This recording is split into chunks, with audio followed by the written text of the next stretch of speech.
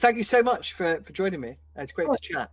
I wanted to just start with a stat which I found really interesting, and it's influenced a lot of the hiring we're doing in this kind of tech space and stuff. But yeah, keen to get your thoughts, perspective, insights, as many others as well. There's so many people trying to find a new role or transition into this space. So I just think it's fascinating. But I thought this was great. I mean, so design skills now appear in 67% more AI job postings and coding requirements. And for me, I think that's fascinating. You might have seen this coming a long ago, but I think also just positioning it against, certainly UK government and lots of others, really encouraging young people to go get coding skills and all of this kind of stuff. Like, what do you think of it? What are you seeing? Or are you seeing something completely different? So I think we in any case had seen this move towards what are called product engineers. So engineers who really deeply care about the customer, understand what users want and understand what users need. And so we'd seen that move over the last 10 years or so, maybe even a little bit earlier, where you did want people to care a lot more about the full customer experience and the UI and UX side of things. I do think that imagining that overnight a bunch of people are going to develop those skills out of nowhere is a little naive. And so I think we're going to have a lot of very badly designed AI created interfaces and tools for a while. And certainly the state of the coding tools at the moment seems to be that you still need to be able to code, because you still need to be able to catch when the AI gets it wrong. And so I think that we're jumping on the bandwagon a little early, I think, to imagine that we don't still need those coding skills. And I actually did a talk relatively recently at LDX3 in London, all about how this changes how we develop engineers as well, this AI coding phenomenon. Because a lot of the past, we used to have entry-level engineers do very discrete tasks, and they work their way up to working on full features or stories. And now they can do that much earlier, but they're also reviewing code rather than writing code much earlier. And that changes the dynamic of how they're learning, how they're developing skills. And then, my stat I would bring to the conversation is that apparently 75% of entry-level coding roles are gone already this year. And where are next year's seniors going to come from? If 5 years from now, where are the seniors going to be coming from if we haven't had any entry-level roles now? And so my company, Pleo, we actually have an associate engineering program. We're actively bringing people in at the entry level. We're trying to make sure that they're getting the most out of AI as we do that, but we're very cognizant that we need to help them gain those foundations and get that understanding.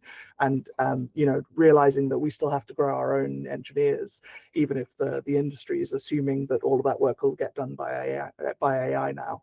Interesting. So you still think that that the best way to learn, I mean, I don't disagree with you, by the way, is to do it off the bat. When you're young, whatever, you just finish university, maybe you never even went to university, whatever, but just code.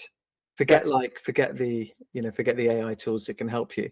Well, I think those folks are using the AI tools to help them, but it means that they have to much more actively learn the foundations and the theory, because you used to get that by just osmosis, by doing lots of coding over the years.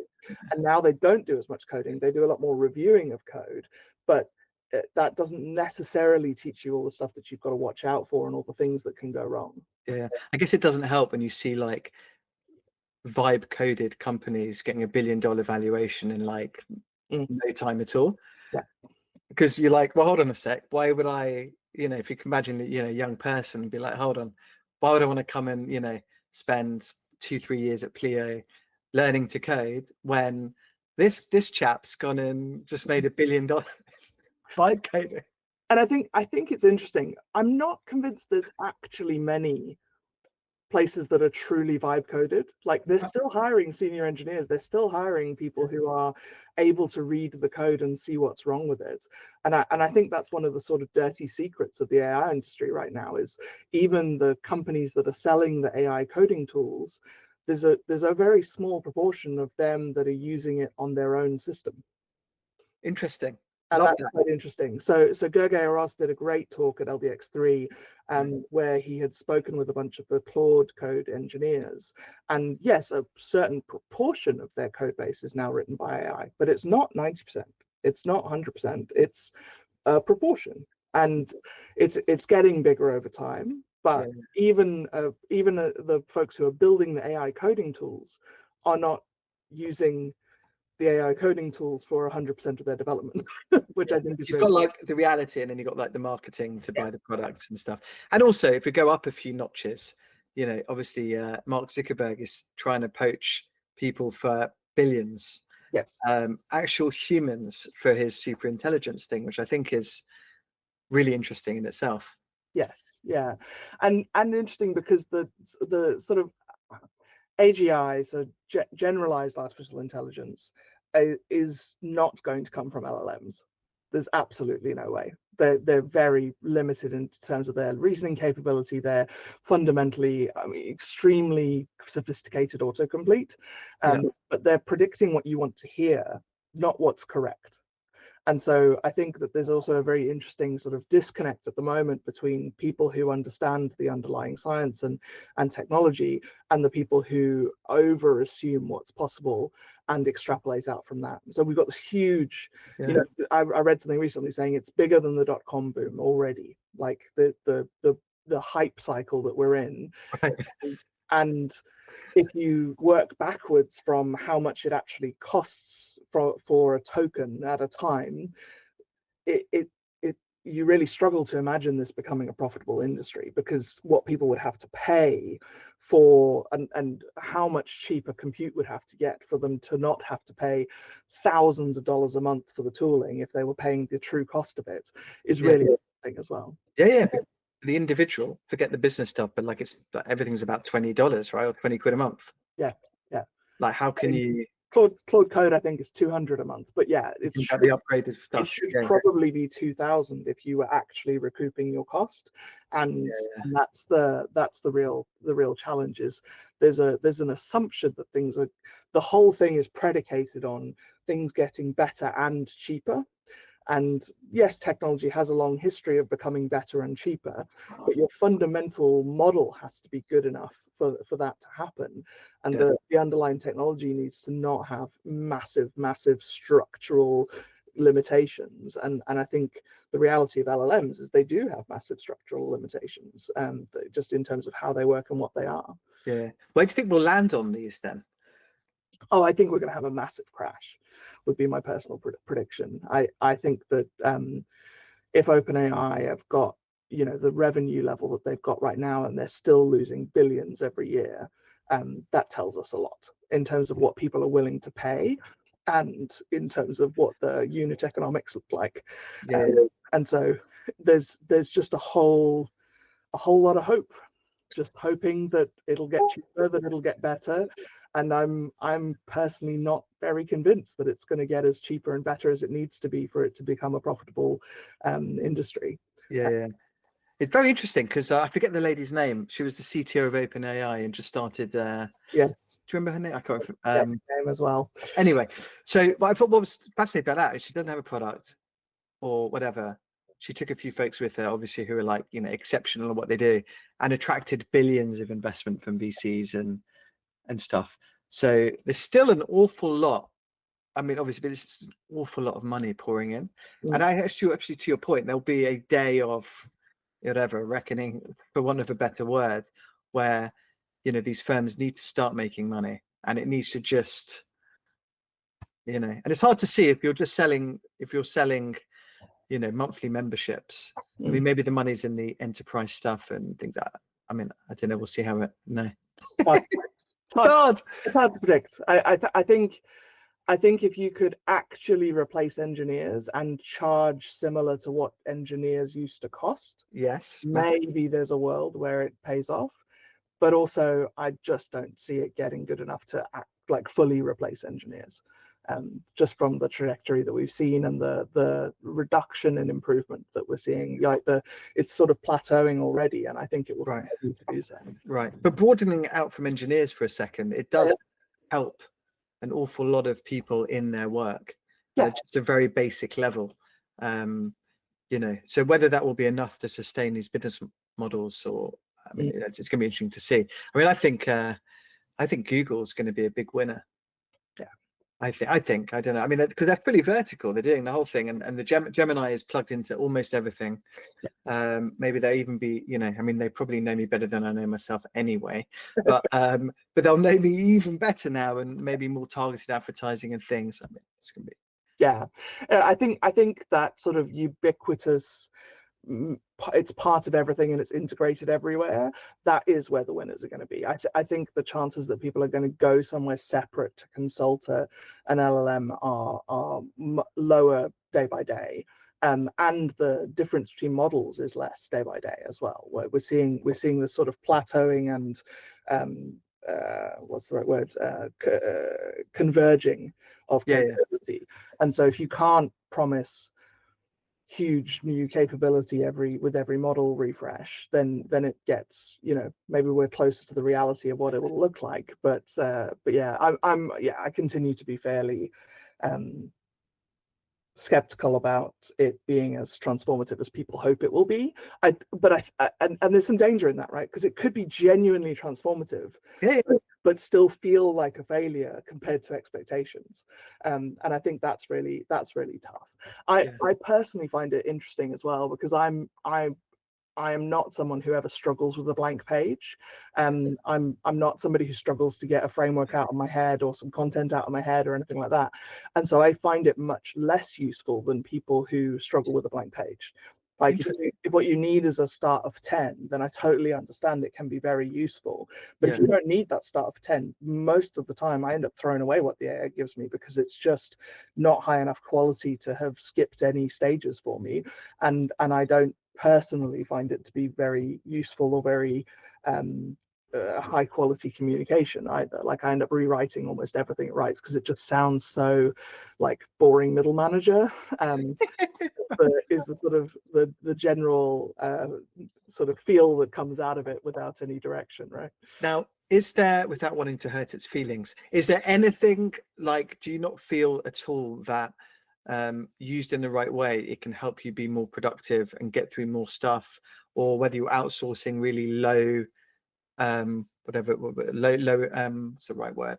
Just kind of mundane work to it, you then can focus on more high impact stuff. Or you're not really. Maybe, but I'll be open, right? I've got an assistant, so most of my stuff, an AI assistant or a human assistant. Human assistant. And so I think it's probably going to replace human assistants at some point. But most of the things that were not high value, I wasn't doing personally anyway, because I'm in an exec role, right? Yeah. And so it's possible that I'm just very privileged and unaware of all the things that it can help with. But yeah, when I do attempt and try to incorporate it into my work, I just find that the comms is so fluffy. And I'm very direct. I'm autistic and South African, and so that's a sort of double directness combination. Love that. My mum's South African. I'm half South African. Yeah. You know what I mean then. And so yeah, I think if I could trust it more, then it would help. But every time I use it to summarize something and then actually read the source material, I found that it's left things out that were pretty essential, or it's made things up that weren't in there. And it's a little bit like, I forget what it's called, but there's this phenomenon where you read about something in the newspaper that you deeply understand, and you're just amazed at how wrong they've gotten everything.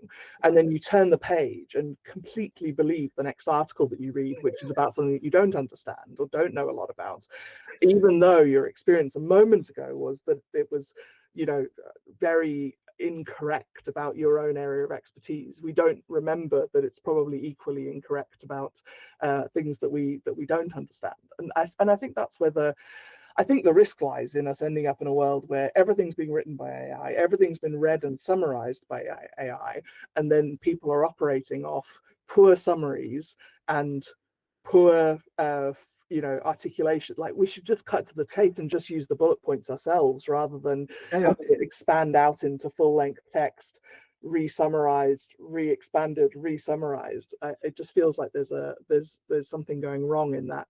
No, you're right. It's very interesting. Completely right. It's like, you read a news article, completely true. And also nowadays, because so much of it is, you're not really even sure if it's generated by AI, if it's a human writing it. Everyone's everyone's a news reporter nowadays. Yeah. Most people are getting their news from like someone on X. They don't even know who it is, but they like their last post, so this one must be true too. Yeah. And you just have no idea, right? But then if you use something like, I really like Perplexity. And so you can jump on Plexi, right? And I could just say, like, give me the top 5 news stories in recruiting right now, this last week or something, and they'll come up. And unless I click through, the good thing with them is I can see the sources, but humans are lazy. They probably don't really click through. So I'm coming to you saying, hey, like, this is fact. And you're like, really? It was like, I was slightly random example, but I was in the park near me. They were doing like an Olympic trial thing before Paris Olympics. It was like for a 5K or something. So I've got a friend from my school's dad. Anyway, so I was like, well, how fast are these people running the 5K? And he said something like, I know they're doing it in like 15 minutes or something. I was like, fine, right. So anyway, so then I got to the track, and this other guy was like, oh, how quickly are we doing it? And I was like, oh, they could be at 15 minutes. And they were like, are you sure? I was like, yeah, Dave told me. And and it was actually like, I Googled it. I mean, the world record's not even that.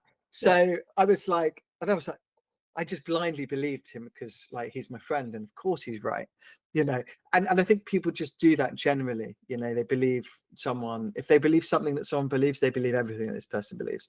Yeah. Unless people, and it's a big problem in the world right now, are discerning and actually maybe you believe something that this person, but also maybe you believe something that this person who you disagree with most things, they might be right on a few things, and actually just go and open your mind and have conversations and things like that. And I think we need to be better at that. Yeah, I mean, I can remember Wikipedia being this no to use from any kind of research point of view when I was in school and in university, because it was amateur written and at the time not always well cited. It's gotten much better in more recent years, but now we're blindly believing things that are completely unsupported by data, unsupported by facts.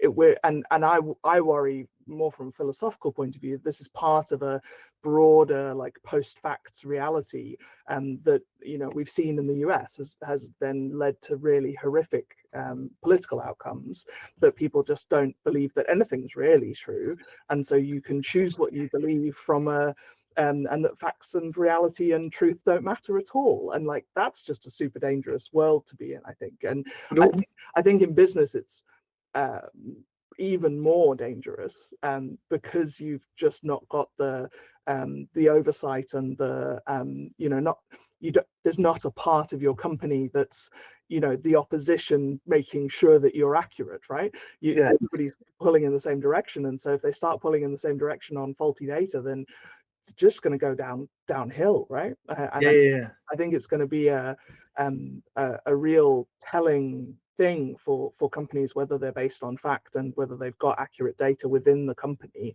or whether they're just like vibe running their company as well. Is really worrying. No, I love all that. And for me, I sum it up like, despite all of this tech stuff, I think your human skills are one of the most, if not the most important thing that's going to get you the next job, that's going to get you ahead, and things like that. Your ability to communicate, think clearly, question stuff. I mean, it's so important to build those. Just for those, like, kind of thinking about, we talked about it, but if you're in engineering and stuff now, like, I think a lot of folks I speak to at different levels are a little bit like, oh my God, what does the future look like for me? And especially if you go, like, I speak to some young folks who are, very into this kind of stuff, and are like, is it even worth me going in? Like, what any advice for folks that are like looking ahead and thinking about what their place in the world might look like? I mean, I think we've seen that for people who came into tech just for the money, it's been a tough ride anyway, because it's definitely an industry of enthusiasts. And I think if you aren't enthused by technology, it's very difficult to keep up with how much it changes. And so you have to some extent, enjoy keeping up with all the change. And if you're doing that just because it pays well, then that might keep you motivated. Maybe you're super well motivated that way and it keeps you motivated forever. And if so, all power to you. And I certainly didn't get into tech without there being some good financial compensation being a part of the being a part of it. But I do think that requirement, even more so than in other industries, to stay up to date and to stay on top of what's happening is really important. My personal prediction is I think we're going to have a real shortage of senior engineers in 5 years' time, because we've got this massive reduction in the number of entry-level roles, because we've got this problem. And so I'd say for anybody who's managed to find an entry-level role, hang on to it with both hands, stay in the industry and stay up to date, get the most out of AI, absolutely use it as a tool, but use it to augment yourself rather than to replace yourself. And I think that's the advice I'd give. Now, given that 75% of entry-level roles have gone away, I do think there are going to be people learning to code who then aren't going to be able to find roles, and that's going to be very difficult. And so I hope that the boot camps help them to use the tooling well and to get the most out of AI, and it's possible they could then leapfrog people who are not keeping up and not using the technology in the best way. But yeah, I have not seen a reduction in the number of senior engineer roles that there are, even though there's been this massive reduction in the entry-level roles. Yeah, and also people are paying a lot of money, and that's for people, senior folks. And also, I think just building on the human stuff, I would just say is don't just be in the corner like grinding out stuff. Like, I think if you are an amazing, exceptional coder, engineer with the ability to communicate to people who aren't, I think you're going to set yourself apart. Yeah, and I think that, you know, I agree with you that the days of the kind of order taker, just sit in the corner, take the spec, code what you've been asked to code, that's gone. Yeah. And in good companies, it's been gone for a long time. Yeah. In good companies, they've had product engineers who, you know, are at the user research, who are watching the videos of customers using the product, who are actively debating with the product manager what's the best thing to build. Like, all of that has been happening for quite a while. Yeah. And so I think this kind of I'll just code what's thrown over the fence to me attitude is one that should have gone away a while ago, and in many companies already has. You can't just sit in the corner and code what you're asked. No. One other thing I'd say for young folks, if they can't find one of these jobs because there's so few, is still like code stuff, you know, games or whatever it might be, but just go do stuff, go be productive. Because when an opportunity comes up and you can show that, look, hey, this is what I've been doing. Amazing, right? Rather than what have you been up to? Oh, I've just, you know, played a lot of video games for 6 months. I've been playing a lot of video games. I've been designing a lot of video games, you know, check it out. And you're like, oh my God, this is great. And it shows a bit of ingenuity, entrepreneurship, creativity, et cetera, et cetera. Yeah. So I would do that. Moving on, I wanted to share another, I'm loving my stats right now, but so a lot of people are wanting to pivot to AI. Like, there's a lot of industries where, you know, there are, as we discussed with entry-level engineering jobs, there are many jobs that are being displaced by AI, and there's fewer of them. So a lot of people are wanting to pivot.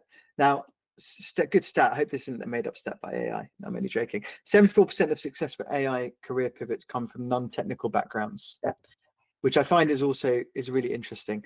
So given that, how do you think, like, what's the best way to go about transitioning from a traditional industry, or even like your space, which you might think is kind of on the way out? Any kind of advice on how to get into an AI focused? So I think the main advice I've got is to try to deeply understand how it actually works under the hood. So that doesn't mean you have to be able to code an LLM. It doesn't mean you have to be able to train them, but you should at least understand how the technology works, because that tells you where the edges of what it's capable of and not capable of are. And then I think that you are seeing a lot of successful transitions because we're seeing the soft skills become so much more important. And so take whatever skills you've learned in your current industry and just translate them over into something that's useful in that kind of new world. But I think some of why people, my hypothesis of why people would be more successful coming from outside is both that they've learned those soft skills better in non-tech environments, because tech is not the best place to learn great soft skills. If anything, it frustrates me that tech people seem to believe in the soft skills fairy. Like if we weren't touched at birth with a wand, we're just never going to learn them. And I think they're just as learnable as anything else. It just takes effort and intent. And so first is they're coming in with better soft skills, and second is, in the nicest way, they're not as able to see when AI gets it wrong. And that's what's driving some of the skepticism amongst senior engineers, staff engineers, principal engineers. Like the more experienced people are, the more they see what it gets wrong. And so the less they trust it. And so I think that skepticism and that unwillingness to go all in is some of what is affecting people when they transition to these roles. I'm not convinced that you're going to be in a world forever where you can not understand and not look under the hood and see what's actually been done. Like for creating the thing in the first place, 100% you can. But as soon as you need to update it, as soon as you need to add more features, maintain it, like this is the thing the software's always gotten wrong as an industry, is like creating it in the first place is like 10% of the lifetime of software. 90% and all the value it delivers is when it's in production, when it's running, and when it's used by real people, right? And so firstly, if you're delivering something that's then just going to be used by AI agents, then that doesn't even need an interface, it just needs an API. So that's one way the world might be changing. And then the other way the world might be changing is, that actually maintaining and updating and adding to the thing gets harder and harder and harder. And I've spent my career cleaning up tech debt. That's most of what I do as a CTO. Is I go in places and go, we put the credit card payment on the mortgage, like the mortgage on the credit card. Sorry, we're our debt repayment is costing more than we can afford now. We're going to have to rebuild this or migrate it or figure out a way to make this more maintainable, because as I say, 90% of the value of code is when it's running in production, not when it's initially built. And so making the initial build much faster, which is what AI does, doesn't help with 90% of the value of software. Yeah, so true. Love that. And then just also broadening it out, I just wanted to give a few tips, because I hear this all the time. It's like, I'd like to transition to this kind of role, this industry, and the thing that people come up against is, and I use financial services as an example. It's like, if you've not got financial service experience, it's a bit harder to get. It's like a bell-shaped curve of probability. But so it's actually like a lot of people find it really difficult to move sector, transition roles. It's a hard thing to do, right? And I think there's also, I forget the author, but there's a book called The 100-Year Working Life, where the premise is you have 3 careers in your life, 20 years, 20 years, 20 years or something. Probably going to be in the 4th one now, because we've been working until we're 100. But I think, like for me, just like the advice I share to folks thinking about or wanting to move, there's a few things that you can do that are in your control. And so I think firstly, like think through, like, well, what is it? Why do you want to move? What's the story? And then it's like, what's the plan? And I think that a few things you can certainly do is, LinkedIn's a great example. I use LinkedIn as an example because it's free to have an account, and your next boss is on there, your next team members on there. And I think, start to like follow people that are doing what you want to do. Message folks, I mean, maybe if someone messages you, you might get out to a few and you'll be like, fancy a chat, 10 minutes. Like a lot of people will probably give someone, if approached in the right way, because people get a lot of contacts, but just kind of start to try and be proactive and speak to people, find out how they've got to where they've got to, like, comment on my stuff. I mean, these are some of the things that you can do to start to move into the right direction, and then thinking through like transferable skills, and if you get an interview, then it starts to move from there. But it's an effort, and it's one worth putting in. And I think some of it is also just about looking at those job specs for the type of role that you want and going, how far is my gap? How much do I have to fill in before I'd be able to do this job with some support? And I think that's also really, really helpful. And particularly if you want to move into AI, use AI to find those specs and summarize them for you. Use AI to understand what the challenges are, use AI to articulate for you what those jobs look like day to day.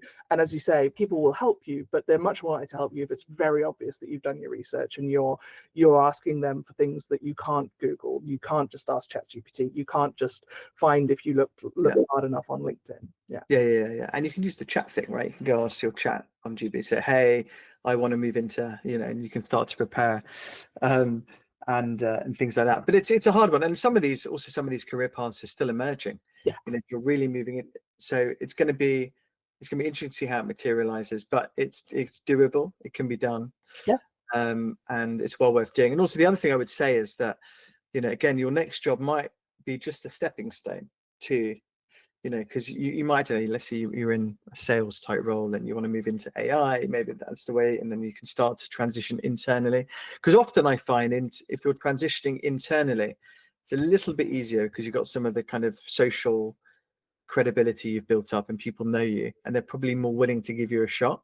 100%. Versus, so I stayed at Procter & Gamble for the first 10 years of my career, and part of that was I did a 20-year career in 10 years because people trusted me and knew me. They gave me, I had a $100 million budget at 26. That's frankly ridiculous. I don't know anybody who I would take off the street at 26 years old and be like, here's $100 million, just don't it up.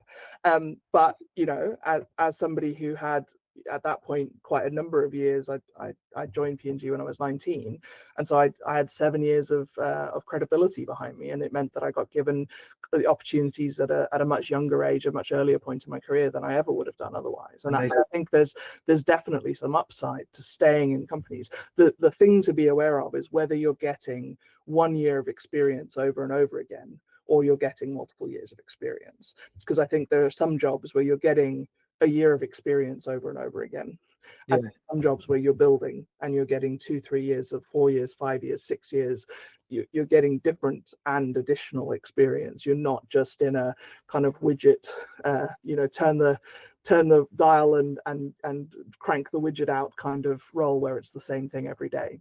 No, it's absolutely important. It's important, but you do find also, speaking to a friend, there's a lot of young folks that aren't necessarily willing to do that kind of early grind, but you got to go through it. The other thing is people, when your people are hiring, is they don't like people that have appear to be jumpy, which is a very interesting conversation, right? It's like, what's a job hopper, but you're like, if you've done a year somewhere, some people are like, well, hey, look, I've learned all I can in that year. There's nowhere else for me to go. What do I do? Do I move? Do I stay? I don't want to that's quite interesting. As you get more senior, hey, if you're a CTO and you stay somewhere for a year, unless there's obviously a reason for it, can you really demonstrate the impact you've had just being in a role for a year? I think it's interesting because I would say that I think the first year, half of it's learning and half of it's doing.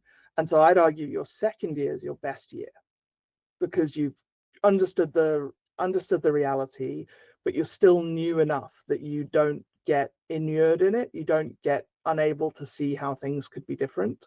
And I think your second year is your biggest opportunity for change in the organizations, your biggest opportunity for impact. I think at third year, fourth year, you run the risk of being the person who's like, oh, we tried that before.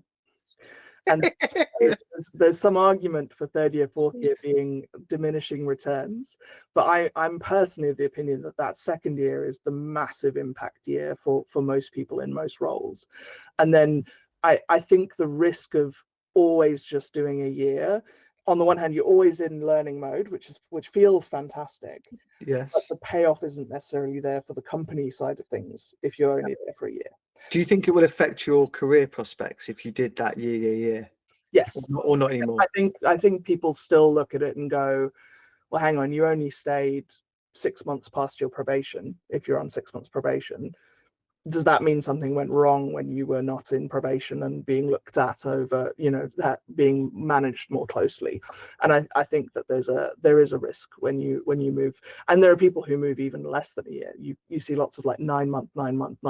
That's a warning sign, I think, from the company perspective. But if you're honest with yourself from a company perspective, how quickly do you get value out of people? And I think that great organizations, the type of organizations where as an engineer you're delivering code to production in your first days or your first week, you're fully onboarded within the first 6 weeks, maybe they get great value out of somebody there for a year. But there's a lot of organizations that do not have people fully onboarded and fully independently productive within their first 6 to 12 weeks. So there's places where it takes 6 months to get fully productive, and then you're only doing 6 months. Some people turn up and they don't get their laptop for a month or two. I mean, but yeah, but I would say, I just want to caveat, because I do hear this a lot, is that sometimes there's a story worth hearing. Yeah. You know, so I'm not saying, you know, for people watching this, and I don't think you are either, that, you know, I think it's, you know, explore the story if they're, you know, maybe suitable for your role, because someone might have had a family thing or COVID or, you know, like just something outside of their control. The firm might have been bought, redundancy, you know, things. So I'm just want to caveat with and I think it happening once or twice is okay. It's when it's the pattern and the trend that it's the challenge, right? And so, you know, I've done on average, I roughly have done 2 years as in roles as CTO, and I think that that's a mix of learning, doing, having a high impact, and then really honestly, I've done a lot of scaling CTO jobs, which are very, very stressful, and so to me, it's like I get a lot done in those 2 years, but then I need a bit of time off, and that I'm very happy to tell that story and to have that conversation with people. And then, you know, my latest role, where at Pleo, it's not a scaling gig, it's a get more out of a team, keeping it the same size. And I'm coming up on my 3rd year, or on my 3-year anniversary already, because it's just a different type of effort and a different type of stress and a different type of workload when you're in that kind of improve rather than scale situation. So I think that context of the role is important as well. Love that, absolutely love that. And it kind of links also to my, you know, your career's long. You know, like it is long, and we're going to be working for a long time, and you know, if you're in your 20s and 30s, I mean, you've still got so much left. So I think, you know, people overuse this a bit, but, you know, like, be patient, learn, your career's long. And for me, it's like long-term investing versus day trading. You know, like, just learn stuff, learn from your, you know, whoever your line manager is, your teammates, like, deliver stuff, and you'll get there. You know, and then also, like, what sounds like what you're doing well is, like, also look after yourself. If you're burnt out and you've not taken a break, or it's been so full on, you're just like, you know, then you're not going to do your best work anyway. So, you know, if you can, you take a step, you recharge, or if you can find a way to keep your batteries full throughout something, then great. You know, so I think you've got to manage yourself like you're in it for the long term. You're in life for the long term, certainly, right? So how do you make it viable to and some of that's about intensity for a period at a time, right? And I think any organization that expects maximum intensity at all times is just a burnout factory, and it's unrealistic. And so some of this sort of 9x6 stuff that's going around on LinkedIn at the moment, where they want 9-hour days, 6 days a week, I'm just like, you're just going to burn people out. And the data doesn't support it, right? The data says actually people make better decisions when they're rested, they are more creative when they're rested. Like, I hate when these fads end up just completely ignoring the reality that's out there. Like, if just working yourself to death and never taking holiday was genuinely the right thing to do, then the US would be more productive than every European company. And the US is huge, but it is not more productive than every European country. There are European countries that take tons of holiday, and their GDP and their efficiency is still better than the States. And that doesn't add up to this sort of constant working, like hype cycle, have to be 100% all the time, have to work every day that the company sends, and every night that exists, right? It just doesn't, it's not supported by the reality. And I think that a lot of what's driving people at the moment is just this fear of missing out.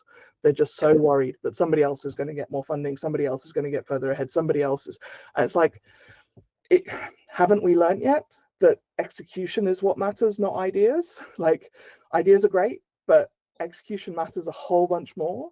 And we're seeing that, like, you're seeing that with Tesla now, right? They're not the top electric cars anymore, and they're being overtaken by a number of other manufacturers. But so sometimes being first is actually a disadvantage rather than an advantage.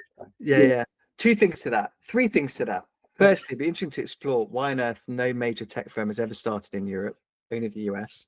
It's like, but Elon's an interesting example, right? Because of what you said, right? I think the one thing I like about Elon Musk is that if you do go work for one of his companies, it's the 7-day-a-week, 24-hour thing, and you will get burnt out probably, right? So what I like about that is that, and also investment banking is the same. It's like, if you're going to go to an investment bank, you kind of know you're working your ass off. And so I think what I'm an advocate of is, if you're hiring, be completely open and honest with what it's like to work at your firm, and someone can choose. And it might be, I want to go work at Tesla because I really like what they do, but I'm probably only going to survive a year. Yeah. And that's fine. And I'm going to move on, but I'm going to pick up the learning and stuff. So I think what I do see is a lot of hiring managers and firms, they're not so realistic with what it's actually like. And then you kind of run into an issue. So I would say that. I'd say on Tesla, it's interesting because because with Elon Musk, I mean, yeah, you're right. Tesla's sales have dropped and things like that. But imagine if you put like XAI together with Tesla, and you've got like all of these cars driving around getting data. Then you've got XAI, which is also, arguably as good as all of the other models and stuff. And you get the talent, pools of talent, resources, money, and suddenly you've got a really interesting, powerful company that God knows what might end up doing. Google already knows where everybody's driving. Google, yeah. So Android phones and iOS phones. Well, you have everybody's driving anyway. I mean, you're right. As a South African, I have very mixed feelings because that's why I brought him up. And like we were responsible for apartheid. Now we also have this as a stain on our character. We're responsible for this guy, which I know makes me very unpopular. But I do think he's just like self-destruction live on TV a lot of the time, which is very worrying. And the thing that worries me the most actually is with Grok. He said he wants to fix the model by writing it what reality is. So he wants to tell it what reality is, because he's like, well, if you train on real data, then there's inconsistencies and then that doesn't work. And I'm like, yeah, but I'm not sure I would train anything on what you think the reality of the world is. Like, you are not well known for being, completely sober and 100% aware of what reality looks like. And so I think it's, very worrying what they're trying to do with Grok, where they're trying to inject it with a reality according to them, which obviously politically will be very very specific as well. I very much enjoyed a post I saw on LinkedIn over the weekend, which was all about how the Nazis back the original, in Germany in the 30s and 40s, part of why they failed was because the data about diversity is true, and if you stop having scientists from all walks of life and you stop having perspectives from all sorts of different people, then you are less innovative and less capable. And so one of the things that happened after World War II ended was that they were shocked at how little progress Germany had made on things like atomic bombs, because they refused to work with any Jewish scientists or any scientists who weren't, fully committed to the cause, and so they just were behind compared to the Allies, who had this much more open church. Everybody's allowed to be a part of it. And so there's also a world in which that ideology is fundamentally self-limiting, in a way that I find very encouraging, actually. Yeah, I mean, look, for me, I think anything, from my perspective, anything extreme is not good. Yeah. I'm way into, I love the the work I do, speaking with people from different backgrounds and all of this kind of stuff. It's wonderful, and you can get so many good perspectives, and hopefully that ultimately means coming up with better ideas and better decision making and stuff like that. I think the worry for me on these LLMs is whether it's Elon programming it in his way or another one programming it in a woke way, or whatever variation you might see. That's the worry, because almost like kind of linking to the beginning of our conversation, it's like you blindly believe whatever this AI says, right? And it could be like, I believe everything Elon believes, so XAI is my thing of truth, right? or whatever. Anthropic's Claude's my thing of truth, or that's always, I don't know whether we ever can get away from that. Yeah. I mean, I think what we can get better at is understanding what the ethics programs look like at each of these companies. Yeah, And Anthropic's quite good for that, right? Anthropic is the better choice if you want to believe that they've taken the security and safety and ethics side of things really, really seriously. I 100% agree. So, yeah, but you never know. Yeah. You just don't know. And it's called I think it's called calculator bias or something like that, where we're used to calculators being correct, and so we assume computers are always truthful and correct. And now we're in a world where they're not; they just fundamentally aren't, and we're having to reckon with that. To end it, is there anything positive you think? No, I'm joking. I think there's a lot positive. I think that if is there a positive outcome, do you think, to it, where you see actually it's really useful to integrate it into your life in some way, whether it's like kind of your personal life? Yeah, I mean, I think if we view this as a human augmentation capability, then we're in a wonderful place. I think when we view it as human replacement, that's when it gets very challenging and very difficult, because we're not in a political reality where if there weren't work to do, people would be looked after.